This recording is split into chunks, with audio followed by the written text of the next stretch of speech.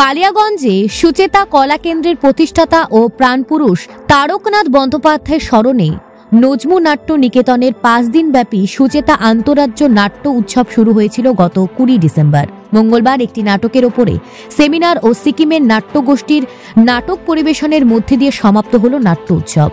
আর শেষ দিনে উপস্থিত ছিলেন রায়গঞ্জ লোকসভা কেন্দ্রের সাংসদ কার্তিক চন্দ্র পাল সহ বিশিষ্টজনেরা। সাংসদ বলেন, কালিয়াগঞ্জ শহর সাংস্কৃতিক শহরের, এখানে বেশ কিছু নাটকের দল সুনামের সাথে নাটক করে চলেছে।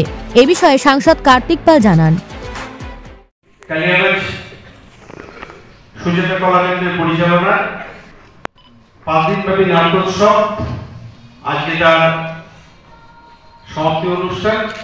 সেখানে पूरे इंडिया के जो कलाकार हैं सबको मेरे तरफ से बधाई और धन्यवाद। आप लोग भारत को आगे लेके जाइए, उसके साथ हम सब आपके पीछे हैं। और हमारा जो पूरा कालियागंज यहाँ है, हमारा समस्त कालियागंजवासी के बोलबो এই সাংস্কৃতিক শহর এবং আমাদের কালিয়াগঞ্জ যে নাট্য চর্চা সেটা যেন আগামী দিনে আরো অনেক অনেক অনেক দূরে আমরা পৌঁছে দিতে পারি, সেটা সবাই মিলে আমরা যেমন সুচেতা সাফল্য কামনা করব, ঠিক তার সাথে আমাদের আজকের যারা গোটা ভারতবর্ষ থেকে বিভিন্ন যারা ন্যাশনাল অফ ড্রামা যারা এসেছেন তাদেরও আমি উজ্জ্বল ভবিষ্যৎ কামনা করি। তার সাথে ঠিক আমাদের সুচেতার শ্রীবৃদ্ধিও এই বলে আমি সবাইকে নমস্কার জানিয়ে অনুরোধ করছি।